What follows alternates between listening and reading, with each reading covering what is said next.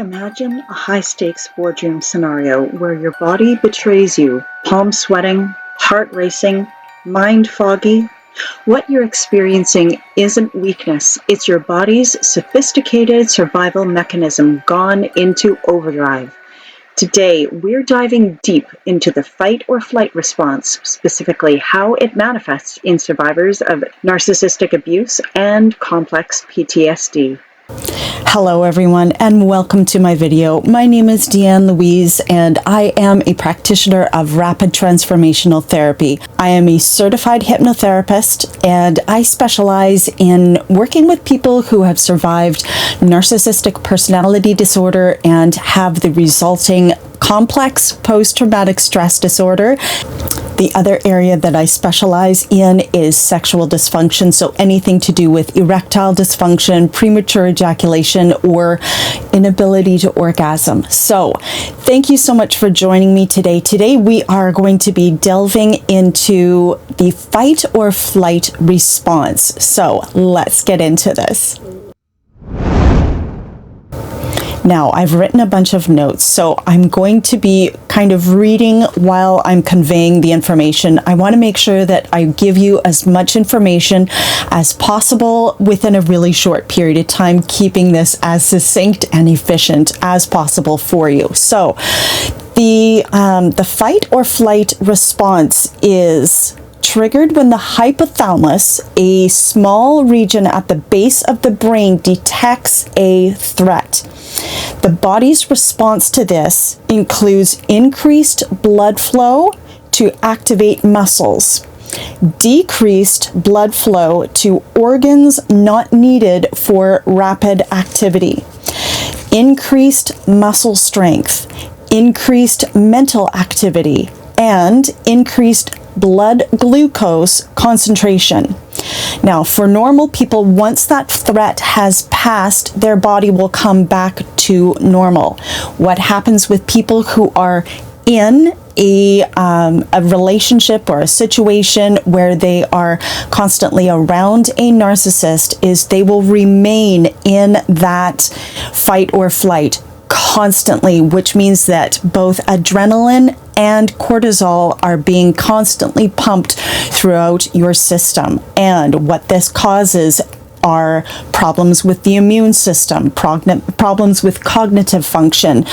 This explains why someone with c-PTSD would experience mobility problems or immune system problems, immunodeficiency problems. The body is constantly remaining tense and waiting for the next big thing to happen. So that is a horrible way to live, and why we need to address each of the issues as they come up, and why it is best to actually leave a situation where you are involved with a narcissist and go limited contact or no contact. I actually recommend no contact. There are situations, obviously, where there is limited contact, perhaps where a child is involved and your spouse is a narcissist and you have to be in contact with them.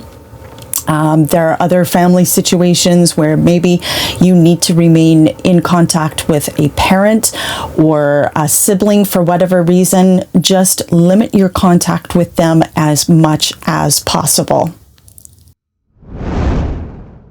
All right, now I want to talk a little bit about cortisol and adrenaline. Those are the two hormones that are released within the body and kind of what they each do. Okay, so cortisol is the primary stress hormone. It increases blood sugar levels and enhances the brain's use of glucose. Cortisol also slows non-essential functions, changes the immune system, and suppresses digestive and reproductive systems. So if you have problems with weight gain, holding on to weight, cortisol is the main reason for that. And if you are experiencing problems with fertility, trying to get pregnant, being pregnant, and then carrying your child to full term, cortisol is a massive reason why you're experiencing these problems. All right, let's go into adrenaline. Adrenaline is a hormone that is released by the adrenal glands that prepares the body for stressful situations. Adrenaline increases the heart rate, blood pressure, energy, and allows the body to perform more strenuous activity. So if you've got that flowing through your system at all times, it's going to put you into this place of hyper everything, hyper attunement, hyper independence, basically hyper everything, where this is really just not good for your body. It's not good for connection and your overall psyche. The wonderful news is that fight or flight can be healed. If you can show up for yourself and you have a commitment level of 9 out of 10 or 10 out of 10 to yourself, to your healing process, this can actually be flipped. That inner narrative can be flipped. We can rewire your brain, your thought process of that inner narrative that has been telling you that you need to just remain tense at all times.